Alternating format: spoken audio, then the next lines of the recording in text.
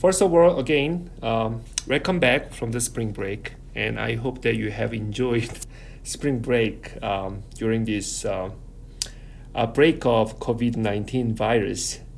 Now, what I'm gonna do as a start is that I'm gonna overview what we learned before spring break, and I'm gonna move on to the lecture note 20. Now, what we learned is that we learned the entropy balance equations for closed system and open system.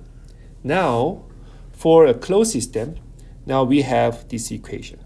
So what it means is that the entropy change between the state 1 and state 2 of your system is because of two ways. One, entropy transfer between your system and surroundings, and entropy generation.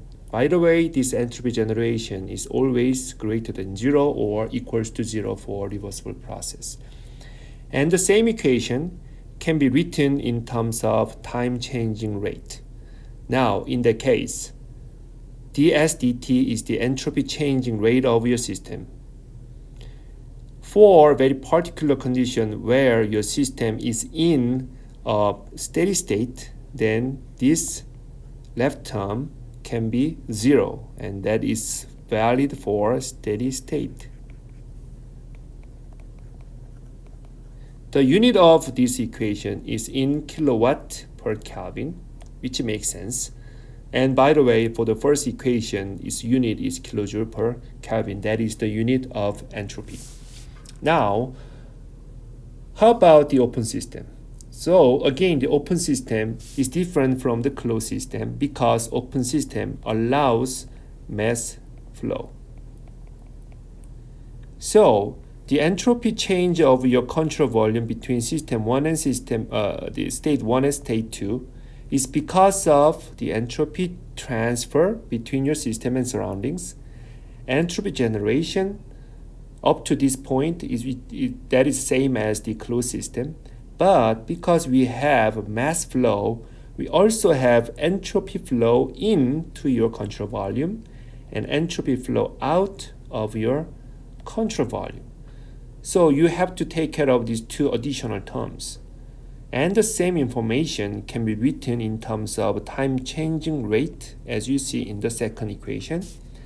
For a steady state condition, also this term should be 0, and that is for a steady state.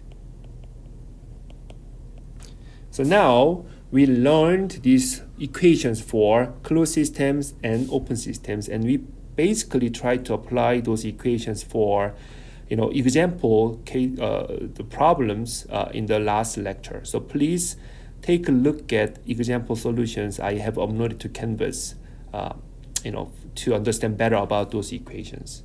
Now, for today, we are going to learn about the second law on heat and work. So basically, in this lecture note, I'm going to talk a lot about how we interpret the second law in terms of the quality and how the second law would impact its use of energy for heat and work.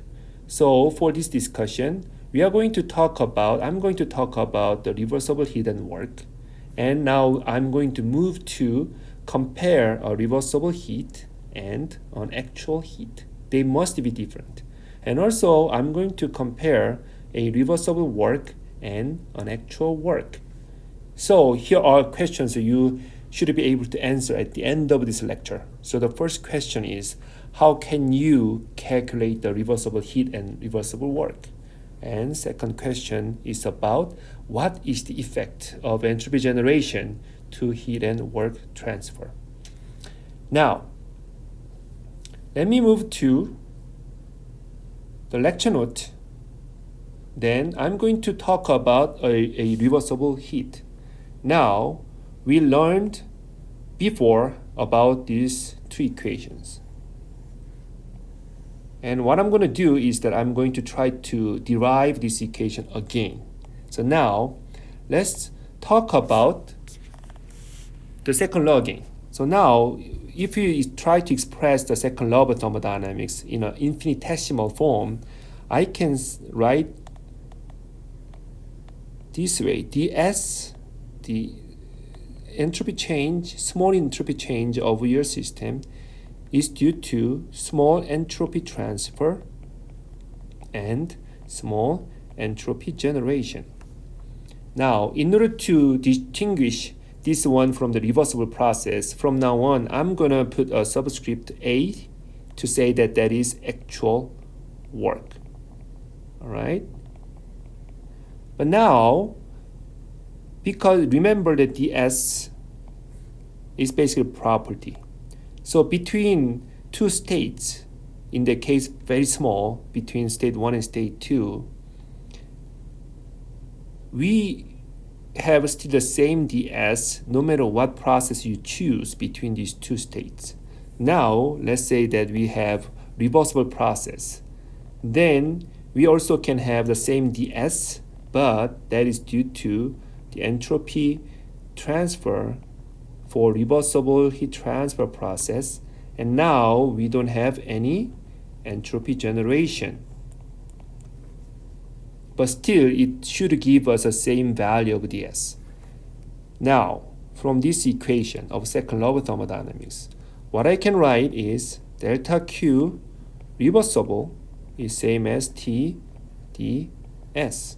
So now the amount of reversible heat transfer between state 1 and state 2 can be written as this equation. Compared to that, if we try to use this equation for actual work, actual heat, then what I can write is delta Q actual heat is T ds minus T delta Sg. Now, I'm going to use this equation to compare actual heat transfer to the reversible heat transfer later.